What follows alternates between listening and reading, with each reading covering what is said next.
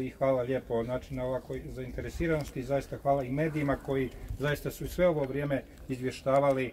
sa terena što rade vatrogasci u borbi ne samo protiv požara, nego imali smo, ako se sjetimo, i onaj potres u Zagrebu, pandemija, ali evo dozvolite na početku zaista se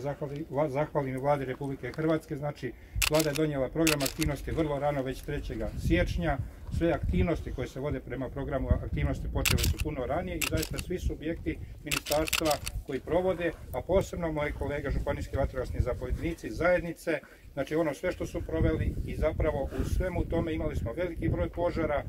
potres, pandemiju i zaista smo vrlo aktivni. Primjera radi, do sada smo imali nešto veći broj požara, otprilike 4270 požara na području Republike Hrvatske, oko 2800 na području priobalja, govorimo samo o otvorenom prostoru. Opožarena površina na području priobalja je 18500 hektara, na području kontinenta negdje oko 1800 hektara, tako da evo možemo reći da su požari tu, angažman zračnih snaga, suradnja, veliki požari na području Smokvice, Korčule, požari koji su dolazili iz Bosne i Hercegovine, angažman svih sudionika vatrogasaca,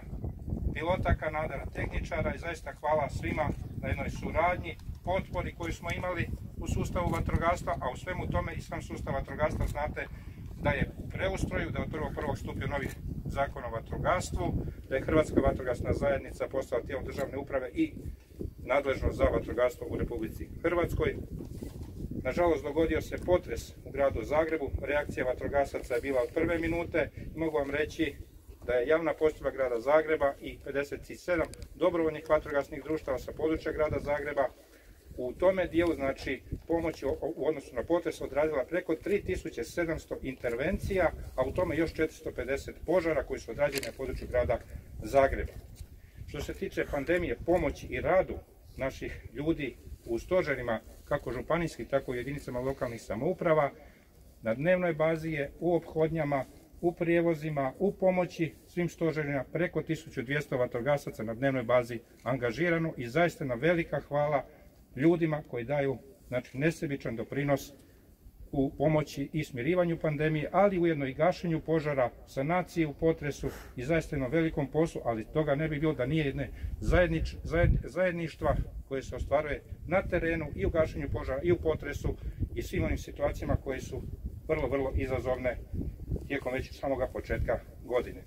Što se tiče same sezone, znači ovih dana u sljedeći naredni mjesec dana i zapošljavanje vatrogasaca, mogu reći da sam program aktivnosti koji prati 25 milijuna kuna neće biti smanjivan i na tome hvala Vladi Republike Hrvatske. Biće potpora u kompletnom iznosu onako kako je planirano. Naravno, u svemu tome moramo biti i štedljivi i paziti zapravo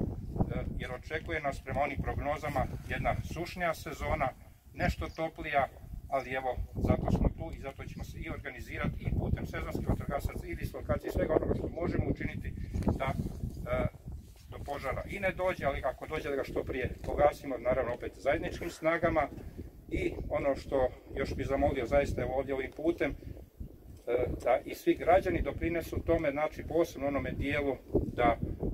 da ne dolazi do paljenja tijekom noći, tijekom vjetra. Vidjeli smo ovih dana da je bilo i puno vjetra, da je bilo i puno požara, međutim evo zaista molim sve na jedan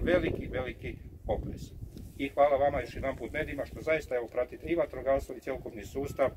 izvještavate našu javnost. Hvala vam lijepo.